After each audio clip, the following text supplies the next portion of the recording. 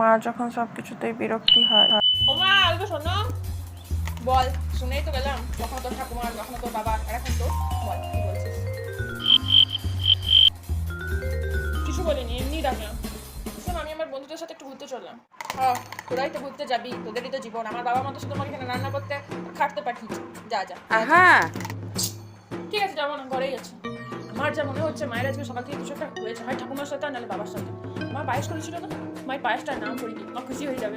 তুমি তো পায়েসটা বানিয়েছিলে না, খুব সুন্দর রান্না করেছিলে, বিশ্বাস করো। থাক, আমাকে আর মান সান্ত্বনা দিবার তোকে দরকার নেই, যা নিজের কাজ কর। ভালো বললেও জ্বালা, না বললেও জ্বালা। মা তুমি বাজার গেছিলে, আমাকে বলতে পারতো তো একবার। কেন বাজার গেলে তোকে বলে যেতে হবে? তো পারমিশন নিয়ে যেতে হবে আমাকে? বাজারটুকু একটু শান্তিতে যায়, কেউ থাকে না এখানে জ্বালাতন করবার জন্য। না মা, পারমিশন বলছি না, তুমি গেছিলে, আমিও যেতাম, আমারও কিছু দরকার ছিল, তারপর ঘরে গেছি, তার জন্যই বললাম। কেন একা যেতে পারবি না? সব কিছুতে মায়ের সঙ্গ ধরতে হবে? আচ্ছা ঠিক আছে, যাও যাও। ও মা, বলছি আমার হেডফোনটা কোথায় গো? ঘরে কি সবকিছু দেখে রাখার দায়িত্ব আমার? কি কোথায় আছে না আছে? তোদের কি কিছুই দায়িত্ব না? জানা কি তোর ঠাকুমাকে জিজ্ঞেস কর। কোথায় মা, এটা কোথায়, ওটা কোথায়? উফ, খালি মেয়ে।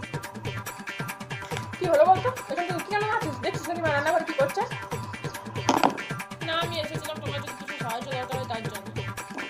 হ্যাঁ, তুই আমাকে অনেক সাহায্য করছিস, তোর জন্মটাই হলো আমার সারা জীবনের বড় সাহায্য, আর তোর কোনো সাহায্য করবে না। তুই যাই যা। মা এরকম বলো না। মা সারাদিন পরে এই ফোনটা নিয়ে আসবো, বসবো। বল কি আছে এখন তোর বলার? বলছিলাম তোমার ফোনে হটস্পটটা একটু দেবে, আমার নেট শেষ হয়ে গেছে। ফোনটা নিয়ে চলে যান আমার। ফোনটা কি জন্য দিয়েছিস? নিজের নেটটা শেষ করছিস না আমার নেটটা নিতে এসেছিস? নিয়ে চলে যা, আমার ফোনটা নিয়ে চলে যা। থাক থাক, লাগবে না, তুমি